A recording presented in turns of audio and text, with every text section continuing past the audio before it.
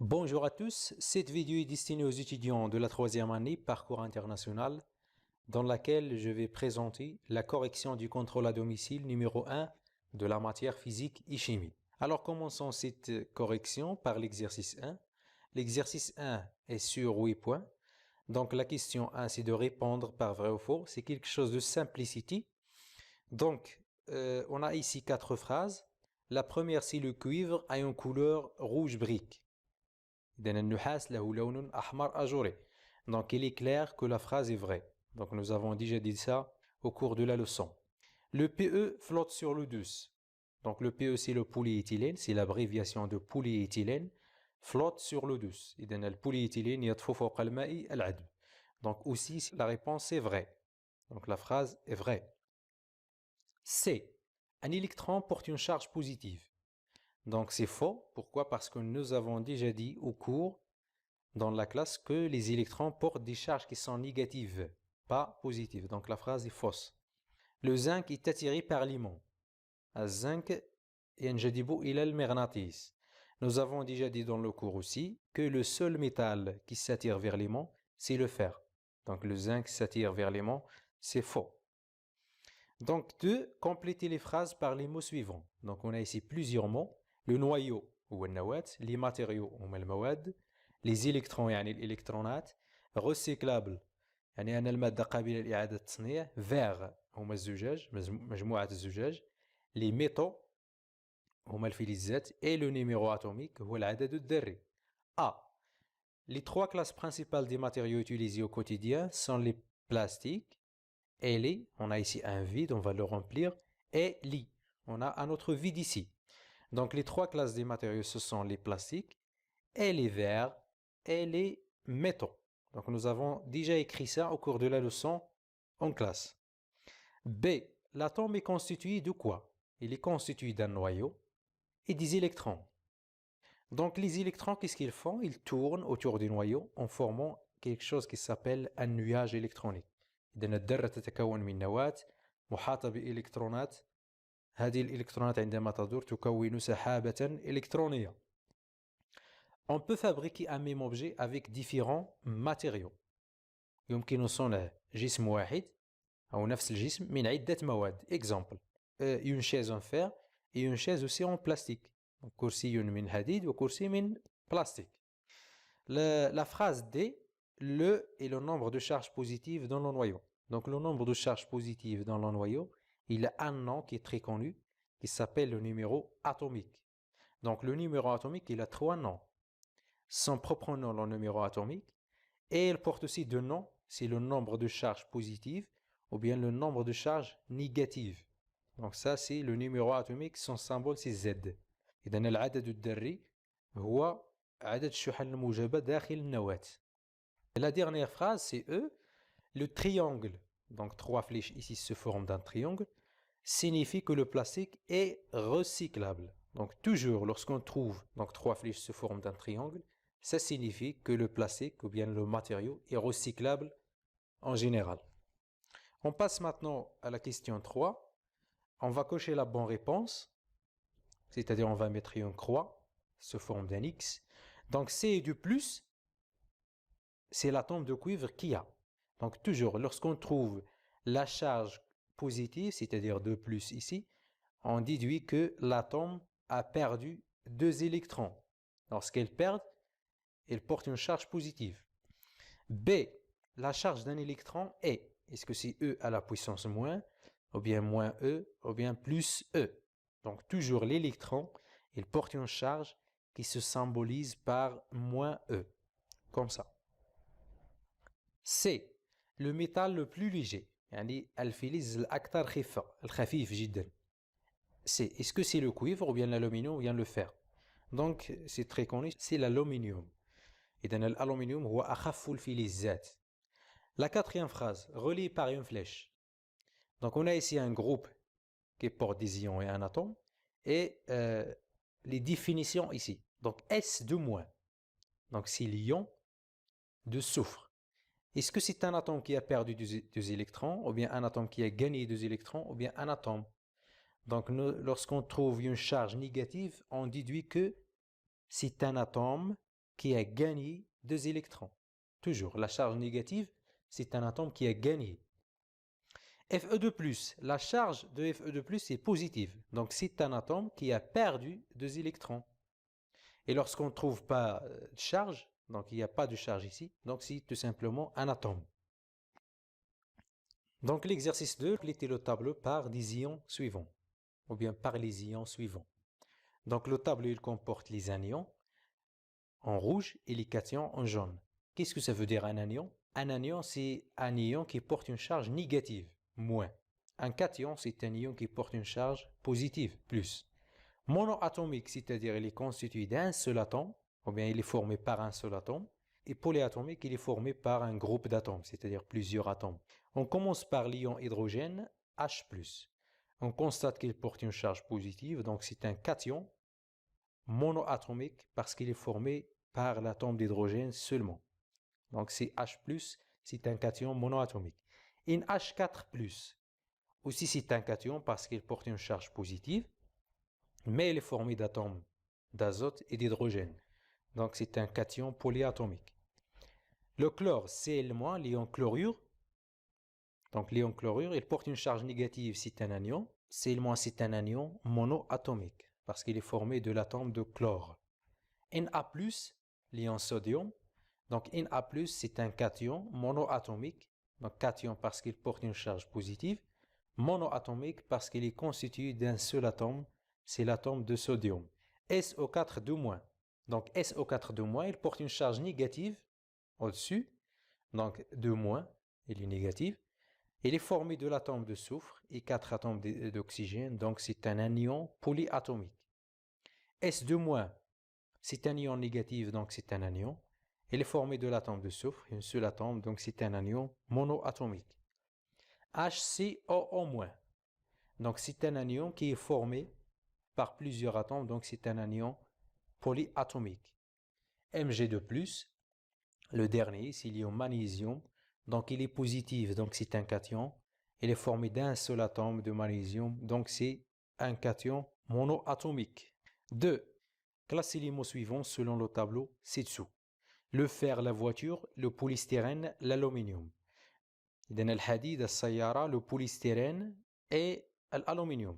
Donc le tableau il est composé de plusieurs colonnes. Le corps, يعني الجسم. Les matériaux, يعني المواد, les métaux هما الفلزات et les plastiques هما البلاستيك. Le fer, on va poser la fameuse question, est-ce qu'il est en fonction précise? Non. Donc le fer c'est un matériau, mais il appartient à la famille des métaux. La voiture elle est en fonction précise, oui, dans la vie, donc c'est un corps. Le polystyrène, est-ce qu'il est en fonction précise? Non. Donc c'est un matériau, mais il appartient à la famille des plastiques. L'aluminium, il n'a pas une fonction bien précise, donc il appartient aux matériaux métaux. C'est un métal. Troisièmement, le numéro atomique de l'atome d'aluminium, Al est Z égale à 13. إذن العدد الذري لذرة الألومنيوم هو Z يساوي 13. Donnez le nombre des électrons de l'atome d'aluminium. إذن اعطي عدد إلكترونات ذرة الألومنيوم. دائما عدد الإلكترونات هو الزد. إذن عندما تكون لدينا ذرة وفي نفس التمرين يوجد العدد الذري، إذن العدد الذري هو نفسه عدد الإلكترونات. Donc le nombre des électrons est 13 électrons. 2. Déterminer la charge des électrons de l'atome d'aluminium en fonction de E et en coulomb. يعني اعطي أو حدد شحنة إلكترونات ذرة الألومنيوم. دائما عندما يطلب منا تحديد شحنة إلكترونات دائما يجب أن تكون سالبة. إذن شحنة الإلكترونات نرمز لها بهذا الرمز. Donc c'est moins 13E, c'est-à-dire moins ZE. Moins ZE, on va remplacer Z par 13, donc on trouve moins 13E directement. En coulomb. بالكولوم يعني فقط يجب أن نعوض E بقيمته. إذن E لديه قيمة معينة. إذا قيمتها هي 1,6 في 10 أس ناقص 19 coulomb. Alors on va remplacer E par sa valeur. Donc moins 13E, c'est-à-dire moins 13 fois 1,6 fois 10 puissance moins 19 coulomb. Donc, on va faire tout simplement le calcul de moins 13 fois 1,6 et on va laisser 10 puissance moins 19 coulomb tranquille. Voilà. Donc, c'est moins 20,8 fois 10 puissance moins 19 coulomb. 3. Déterminer la charge du noyau de l'atome de l'aluminium. Toujours, la charge du noyau de l'atome, c'est le contraire de la charge des électrons de l'atome. La charge des électrons est négative, alors automatiquement la charge du noyau est positive.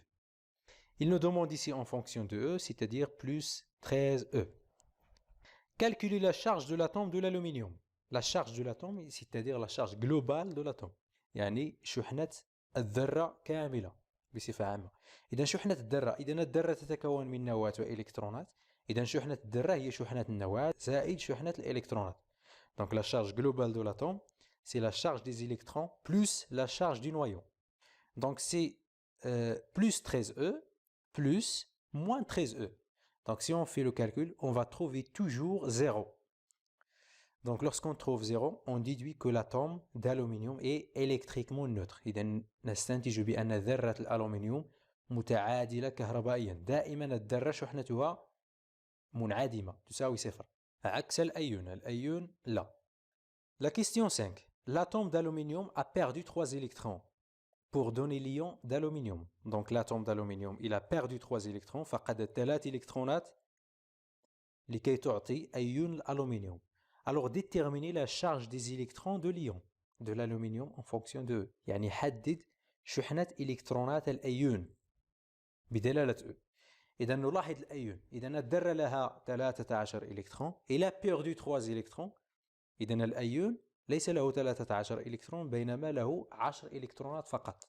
Donc la charge d'électrons est négative, donc moins 10E. Moins 10E. Déterminer la charge du noyau de l'ion.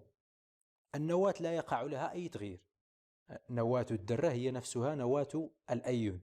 Donc c'est plus 13E.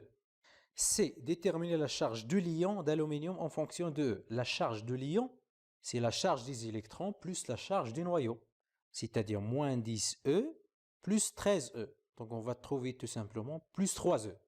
شحنة الأيون هي شحنة إلكترونات الأيون التي وجدناها هنا زائد شحنة نواة الأيون يعني زائد 3E. Écrire la formule chimique de l'ion d'aluminium. Donc pour écrire la formule chimique, on va écrire tout simplement la formule de l'atome, c'est-à-dire Al. On a dit que l'atome a perdu 3 électrons, donc il va porter une charge positive. Donc Al 3 plus. Pourquoi 3? Parce qu'il a perdu 3 électrons. Voilà, Al 3 plus.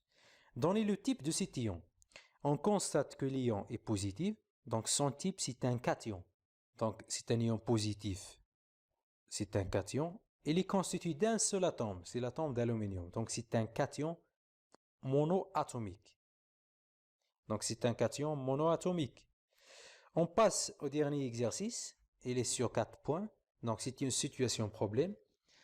Un fil électrique est constitué de 2 matériaux A et B. Avec B, c'est un cuivre. Et donc, la figure ci-contre représente une coupe agrandie de ce fil. إذا خيط أو سلك كهربائي يتكون من مادتين. المادة التي توجد في الوسط رمزنا لها بالحرف B. ثم المادة التي تغطي هذا السلك تتكون من بلاستيك يرمز لها بالحرف A. Quelle est la couleur du matériau B? Lorsqu'on constate l'image ici, on trouve que le matériau il a une couleur rouge brique. La couleur du matériau, c'est la couleur rouge brique. 2. À quelle famille appartient le matériau? ما هي العائلة أو المجموعة التي تنتمي إليها المادة B? Donc B, il a une couleur rouge brique. Nous avons dit dans le cours que le matériau qui a une couleur rouge brique, c'est le cuivre, qui appartient à la famille dimétron. Troisièmement, quelle est la propriété électrique de ce matériau B? ما هي الخاصية الكهربائية لهذه المادة B يعني للنحاس. إذا نحن نعرف بأن النحاس يوصل التيار الكهربائي. Donc le matériau B c'est un bon conducteur électrique. إذا موصل جيد للكهرباء. Quatrièmement, on brûle le matériau A. نحرق الماتيريو A. نحرق المادة A. هي المادة التي تغطي السلك. La flamme est de couleur verte. ثم وجدنا بأن لهب الاحتراق هو لهب أخضر. Quel est le nom de ce matériau A? نحن رأينا في الدرس بأن المادة التي نحرقها وتعطي لهب أخضر هي مادة بلاستيكية تسمى le polychlorure de vinyle. Donc c'est le polychlorure de vinyle. Donnez son symbole. Alors le symbole de polychlorure de vinyle, toujours les symboles des matériaux plastiques, c'est un triangle se forme de 3 flèches. Donc 3 flèches qui se regroupent et forment un triangle. Donc le numéro ou bien le chiffre qui se trouve à l'intérieur, le chiffre de polychlorure de vinyle, c'est le chiffre 3. Comme vous voyez ici, le chiffre 3 à l'intérieur de ce triangle et l'abréviation PVC au-dessus du triangle, comme ça. Alors nous sommes arrivés à la fin de cette vidéo. Nous avons terminé la correction de cette épreuve à domicile. Merci de m'avoir suivi et merci pour votre attention.